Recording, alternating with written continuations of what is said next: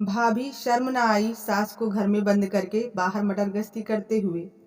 अब बस और नहीं। अब अगर किसी ने एक शब्द भी और बोला तो। अचानक नीलू की तेज आवाज के आगे थोड़ी देर के लिए बहुत देर से बड़बड़ कर रही ननंद तारा और जेठानी अनु चुप हो गए।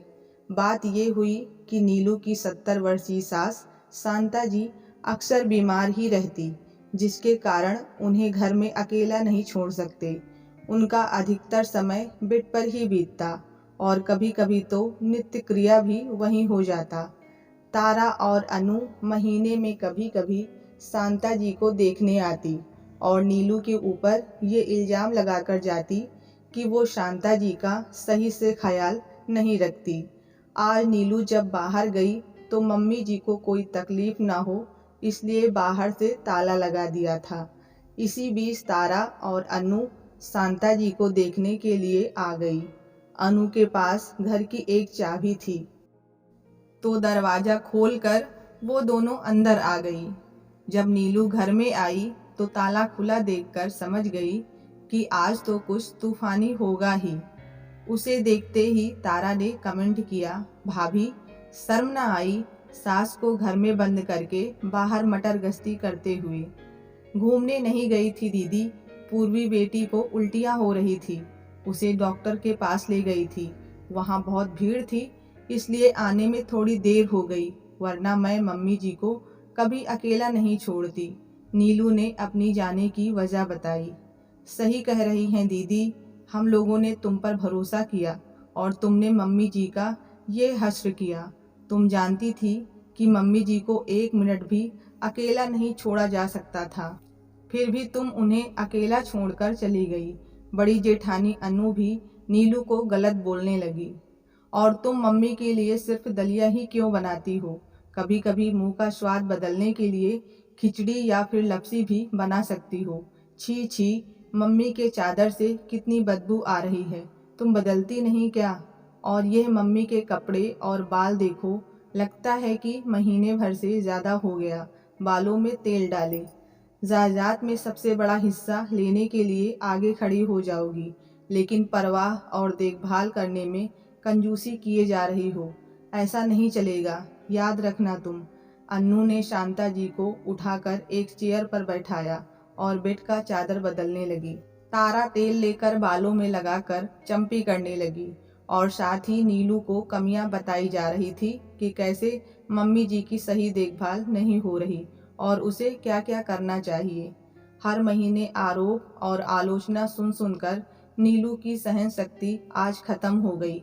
पूर्वी की तबीयत खराब होने से वो पहले से ही बहुत परेशान और चिंतित थी, और अब ननंद और जेठानी की शिकायतों ने उसके सब्र का बांध तोड़ दिया और वो बोल पड़ी, अब बस और नहीं।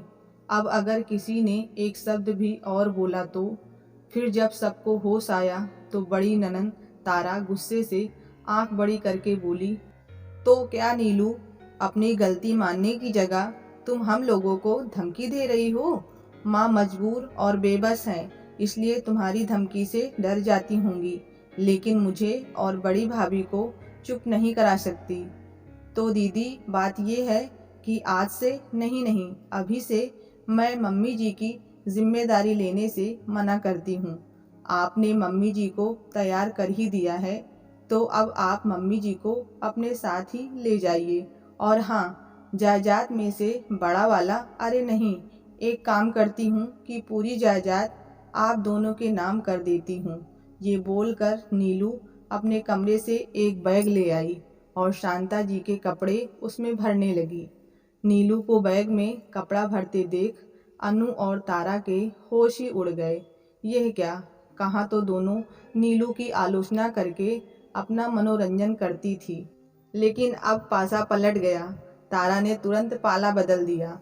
बड़ी भाभी, सास की सेवा करना आपका फर्ज है, इसलिए मम्मी को आप अपने साथ ले जाइए। दीदी, मम्मी जी आपकी जन्मदात्री हैं और आप ही हमेशा कहती हैं कि मम्मी जी पर पहला हक आपका है, इसलिए आप मम्मी जी को अपने साथ ले जाइए। अनु ने बैग तारा को थमाते हुए कहा, अब बस बहुत हुआ तुम दोनों का ड्रामा। अगर हमदर्दी दिखाने और हिमायती बनने का खेल मेरे साथ खत्म हो गया हो तो मैं कुछ बोलूं? शांता जी जो ना जाने कितने दिनों से चुपचाप तारा और अनु की बकवास को सुनती आ रही थी, आज उनके भी सब्र का बांध टूट गया। तुम दोनों को क्या लगता था कि ऐसे महीने में एक बार आकर तुम दोनों नीलू बहू पर सवाल उठाकर चले जाते थे? तो मैं कुछ बोलती क्यों नहीं थी? मैं सिर्फ इंतजार कर रही थी कि किसी दिन तो तुम दोनों में से कोई कहे कि नीलू से नहीं हो रहा, इसलिए मेरे साथ चलो। लेकिन नहीं, हर बार की तरह उस पर आरोप और उसकी आलोचना करना ही तुम्हें आया।